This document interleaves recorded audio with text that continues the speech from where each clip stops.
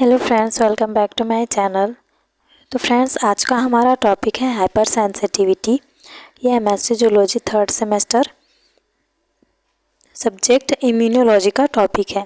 ठीक है, तो साइनॉप्सिस में आने से पहले मैं सिंपली ये समझाना चाहती हूँ कि हाइपर सेंसिटिविटी क्या होता है। ठीक है, तो हाइपर सेंसिटिविटी दो शब्द से मिलकर बना है, हाइपर और सेंसिटिविटी। हाइपर मीन्स होता है बहुत ज़्यादा, और सेंसिटिविटी यानी कि किसी चीज़ को लेकर हमारा जो बॉडी है वो बहुत ज़्यादा सेंसिटिव हो जाता है। ठीक है, फॉर एग्जांपल, अगर कोई इंसान है वो पीनट खाता है, ठीक है, तो पहली बार वो पीनट खाएगा तो उसको कुछ नहीं होगा, सिंपली वो कंज्यूम करेगा, उसमें ना रैसेस होंगे ना वोमिटिंग होगी, कुछ नहीं होगी। लेकिन जब वो सेकेंड बार फिर से पीनट कंज्यूम करेगा तो उसके जो शरीर में रैसेस हो जाएंगी या फिर उसको बार बार वोमिटिंग होने लगेगा। तो सेकेंड बार में ये पता चलेगा उसे कि मुझे पीनट से एलर्जी है, जिसकी वजह से मेरी जो स्किन है उस पर रैसेस आ गए हैं या फिर मुझे बार बार वोमिटिंग हो रही है। ठीक है, तो ये क्यों होता है? जब हमारा इम्यून सिस्टम किसी चीज़ को लेकर बहुत ज़्यादा सेंसिटिव हो जाता है तो इसको हम लोग हाइपर सेंसिटिविटी कहते हैं। ठीक है, सिंपली इतना ही था। अब हम लोग सबसे पहले इसमें साइनॉप्सिस में आते हैं। सबसे पहले हम लोग देखेंगे इसमें इंट्रोडक्शन, उसके बाद हम लोग देखेंगे टाइप्स ऑफ हाइपर सेंसिटिविटी, जिसमें हाइपर सेंसिटिविटी के 4 टाइप्स होंगे। तो मैं एक एक टाइप को एक एक वीडियो करके मैं समझाऊंगी, क्योंकि एक ही वीडियो में चारों टाइप्स को बताना थोड़ा मुश्किल हो जाएगा, क्योंकि वीडियो बहुत ज़्यादा लंबा होता है तो फिर अपलोड करने में भी दिक्कत होता है। इसलिए मैं एक एक टाइप के लिए एक एक वीडियो शेयर करूँगी। ठीक है, तो पहला है टाइप 1 हाइपर सेंसिटिविटी, सेकेंड है टाइप 2 हाइपर सेंसिटिविटी, थर्ड है टाइप 3 हाइपर सेंसिटिविटी और फोर्थ है टाइप 4 हाइपर सेंसिटिविटी। ठीक है, उसके बाद है कंक्लूजन और फिर लास्ट में है रेफरेंस। तो सबसे पहले हम लोग इंट्रोडक्शन से स्टार्ट करेंगे। हाइपर सेंसिटिविटी, हाइपर यानी होता है मच और सेंसिटिविटी यानी कि सेंसिटिव। ठीक है, it is a part of immune system. Hyper sensitivity क्या है? इम्यून सिस्टम का एक पार्ट है। हाइपर सेंसिटिविटी तब होता है जब बॉडी में कोई एंटीजन एंटर करता है। ठीक है, जब हमारा बॉडी होता है उसमें कोई एंटीजन एंटर करता है तो हाइपर सेंसिटिविटी एक्टिव हो जाती है। ये एंटीजन नहीं के बराबर या फिर बहुत कम यानी कि लेस अमाउंट में एंटीजेनिक होते हैं, बट हमारा इम्यून सिस्टम इसके प्रति सेंसिटिव हो जाता है and vigorous immune response show करता है। ठीक है, इतना अधिक इम्यून रिस्पॉन्स शो करता है कि हमारे बॉडी को हार्म पहुंचाना स्टार्ट कर देता है। हमारे बॉडी में जो बी सेल होता है एंड टी सेल होता है ये पहले से प्रेजेंट होता है, पाया जाता है। जब बॉडी में कोई एंटीजन एंटर करता है तो जो बी सेल होता है एंड टी सेल होता है ये दोनों सेल एक्टिव हो जाते हैं एंड वैगरस इम्यून रिस्पॉन्स शो करते हैं। इसे हाइपर सेंसिटिविटी कहते हैं। ठीक है, इम्यून सिस्टम हार्मफुल एजेंट से प्रोटेक्ट करते हैं, बट वही रिस्पॉन्सेस जो होस्ट के बेनिफिशियल हैं एंड सर्वाइवल में कंट्रीब्यूट करती है, बट सम टाइम इस प्रकार रिएक्ट करती है जो हार्मफुल हो सकते हैं एंड सम टाइम जान के लिए भी खतरा हो सकता है। ठीक है, बहुत ज़्यादा जब हाइपर सेंसिटिविटी की वजह से बहुत ज़्यादा हमारे शरीर को हार्म पहुंचाएगा तो हमारे बॉडी के लिए भी खतरा है, हमारे जान के लिए भी खतरा है। ठीक है, hyper sensitivity excreted immune responses हैं जिसके परिणाम स्वरूप टिश्यू डैमेज होती है। ठीक है, हाइपर सेंसिटिविटी रिएक्शन 2 सिचुएशंस में हो सकते हैं। फर्स्ट, जब फॉरेजन एंटीजन जैसे कि microbes and non infectious environment antigen की रिस्पॉन्सेस से टिश्यू इंजरी होती है। और सेकंड, जब सेल्फ टॉलरेंस की फेलियर के परिणाम स्वरूप immune response self autologous antigen के अगेंस्ट निर्देशित हो सकते हैं। ठीक है, आगे देखते हैं। सेल्फ एंटीजन के अगेंस्ट रिस्पॉन्स को ऑटो इम्यूनिटी कहा जाता है एंड ऐसे रिस्पॉन्स के कारण होने वाले डिसऑर्डर को ऑटो इम्यून डिजीज़ कहते हैं। ठीक है, ये ऊपर वाला मत पढ़ना आप लोग, ये रॉन्ग है। ऊपर वाला जिसमें कट लगाया गया है उसको स्किप करना, गलती हो गया था लेकिन मैं इसको काटी नहीं हूँ। ठीक है, आगे हम लोग देखेंगे जेल एंड कॉम्स में एक क्लासिफिकेशन स्कीम प्रपोज्ड किया जिसमें 4 टाइप के हाइपर सेंसिटिविटी रिएक्शन को डिफाइन किया गया है। पहला है टाइप 1 हाइपर सेंसिटिविटी, सेकेंड है टाइप 2 हाइपर सेंसिटिविटी, थर्ड है टाइप 3 हाइपर सेंसिटिविटी और फोर्थ है टाइप 4 हाइपर सेंसिटिविटी। ठीक है, इतना हो गया। अब आगे हम लोग सेकेंड देखेंगे डेफिनेशन। हाइपर सेंसिटिविटी रिएक्शन किसी एंटीजन या एलर्जन के रिस्पॉन्स में होने वाली एग्जैगरेटेड और इनअपॉर्चुनेट इम्यूनोलॉजिक रिस्पॉन्सेस है। ठीक है, अब हम लोग थर्ड देखेंगे types of hypersensitivity reaction. Gell and Coombs ने एक क्लासिफिकेशन स्कीम प्रपोज किया,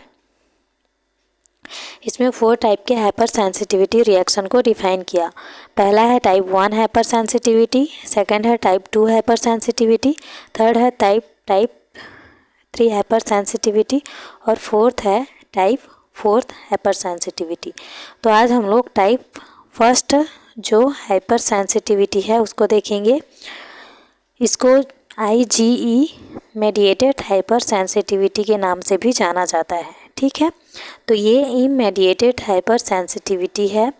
टाइप 1 हाइपर सेंसिटिविटी में इम्यूनोग्लोब्यूलिन का IgE क्लास पार्टिसिपेट करता है, इसलिए इसे IgE मेडिएटेड हाइपर सेंसिटिविटी कहा जाता है। इसमें जो है वो IgE मेडिएटेड हाइपर सेंसिटिविटी क्यों कहा जाता है, क्योंकि इम्यूनोग्लोब्यूलिन का जो IgE वाला क्लास होता है वो इसमें पार्टिसिपेट करता है, इसलिए इसे IgE मेडिएटेड हाइपर सेंसिटिविटी कहा जाता है। ये immediate and allergic response show करता है। IgE एंटीबॉडी हमारे बॉडी में लो अमाउंट में पाया जाता है, यानी कि बहुत कम अमाउंट में पाया जाता है, बट जैसे ही कोई पैरासिटिक इन्फेक्शन होता है तो IgE का अमाउंट इंक्रीज हो जाता है। कुछ भी पैरासिटिक इन्फेक्शन है जो हमारे बॉडी में अटैक करेंगे तो जो IgE का अमाउंट होता है वो इंक्रीज हो जाता है, बढ़ जाता है। IgE का अमाउंट इंक्रीज होता है तो एलर्जी कॉज करते हैं। सम एलर्जेंट्स जैसे कि पीनट है, पोलन ग्रेन है, एग है, सी फूड है, मिल्क है, ये सब ऐसे जो एलर्जेंट्स हैं जो कंज्यूम करने से किसी को एलर्जी होता है। ठीक है, आगे हम लोग देखेंगे जनरली इनमें किसी भी प्रकार का एंटीजन नहीं रहता, बट हमारा जो बॉडी है वो हाइपर रिएक्ट करता है ये सब जब हम कंज्यूम करते हैं तब। ठीक है, जब कोई व्यक्ति जिसे पीनट से एलर्जी है पीनट को कंज्यूम करता है तो बी सेल एक्टिव हो जाते हैं। बी सेल के सरफेस पर IG और IgM एंटीबॉडी पाया जाता है। पीनट एलर्जन का वर्क करता है एंड बी सेल एलर्जन को पकड़ने का वर्क करता है। ठीक है, इसको डायग्राम के थ्रू हम लोग समझेंगे। जो पीनट होता है उसको जब हम लोग कंज्यूम करते हैं तो ये आता कहाँ है, बी सेल में। तो बी सेल के सरफेस पे क्या पाया जाता है, यहाँ पे डायग्राम में देखिए IgM और IgE एंटीबॉडी पाया जाता है। तो जैसे ही ये सरफेस पे आता है तो ये इसको एलर्जन के रूप में ग्रहण करता है, इसको लगता है कि ये कोई एलर्जेंस है। ठीक है, इससे हमारे शरीर को खतरा हो सकता है, ऐसा ये फील करता है।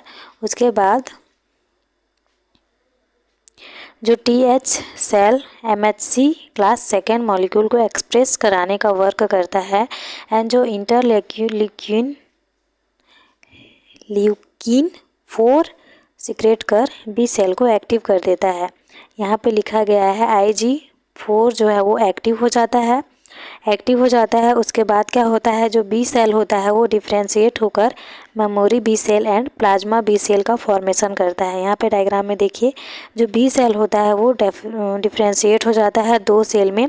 पहला सेल होता है मेमोरी सेल और सेकेंड सेल होता है प्लाज्मा सेल। ठीक है, तो प्लाज्मा बी सेल के सरफेस पर IgE एंड IgM एंटीबॉडी पाया जाता है। बी सेल के जो सरफेस होते हैं उसमें कौन कौन सा एंटीबॉडी पाया जाता है?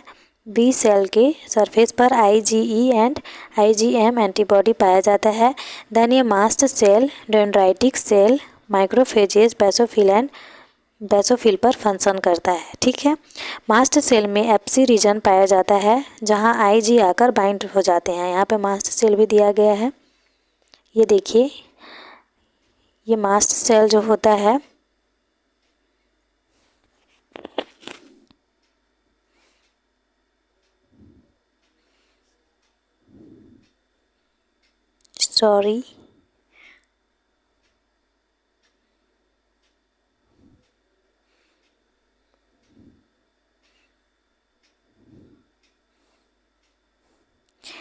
ये देखिए यहाँ पे है ये मास्ट सेल, इसके सरफेस पर पाया जा रहा है, क्या पाया जा रहा है?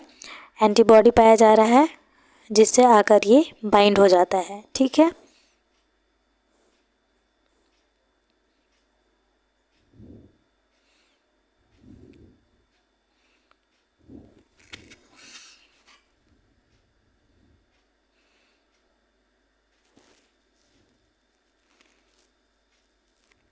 देन ये mast cell, dendritic cell, microphages, basophil पर फंक्शन करता है। मास्ट सेल में एप्सी रीजन पाया जाता है जहाँ पर IgE आकर बाइंड हो जाता है। यहाँ तक हम लोग देख चुके हैं, ये मास्ट सेल में एप्सी रीजन पाया जाता है जहाँ पे आकर ये बाइंड हो जाता है। ठीक है। उसके बाद हम लोग आगे देखेंगे, यदि फर्स्ट टाइम कंज्यूम करता है तो बॉडी सेंसिटाइज्ड हो जाती है, बट जब सेकेंड टाइम कंज्यूम करता है तो जो मास्ट सेल के एप्सी रीजन में एंटीबॉडी पहले से बाइंड है तो इन एंटीबॉडी के बीच क्रॉस लिंक का फॉर्मेशन होता है। देन ये मास्ट सेल डी ग्रैनुलेशन होने लगता है, और डी ग्रैनुलेशन होगा तो histamine, heparin, protease, cytokine, prostaglandin, leukotriene बाहर रिलीज होता है।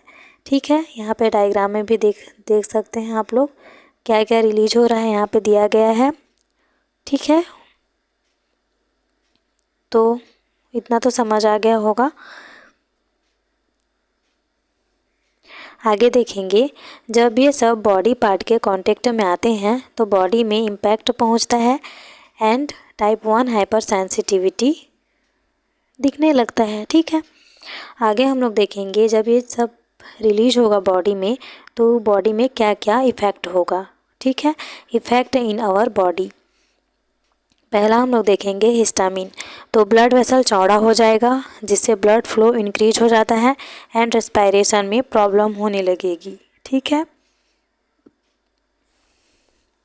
उसके बाद देखेंगे वेस्कुलर परमेबिलिटी।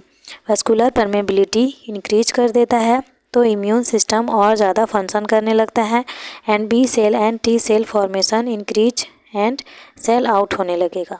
ठीक है। उसके बाद आगे हम लोग देखेंगे स्मूथ मसल कॉन्ट्रैक्शन। ब्रैंकियोल रीजन में स्मूथ मसल कॉन्ट्रैक्शन कराने का वर्क करना है जिससे ब्रैंकियोस रीजन में अधिक मात्रा में म्यूकस का सेक्रेशन होगा जिससे एयर पाथवे रेड्यूस हो जाएगा एंड इनहेल एक्सहेल प्रॉब्लम होगी। ठीक है। आगे हम लोग देखेंगे प्रोटीएज रिलीज होता है तो काइमेज एंजाइम एक्टिव हो जाता है जिससे ब्रैंकियोल्स रीजन में म्यूकस का सिक्रेशन होता है एंड सर्दी खांसी और बढ़ जाती है। ठीक है। उसके बाद है प्रोस्टाग्लैंडिन्स। तो अदर की तुलना में यह लेट में रिलीज होता है एंड बाकी सब तुरंत रिलीज हो जाते हैं। यह vasocontraction and smooth muscle contraction का फंक्शन करता है।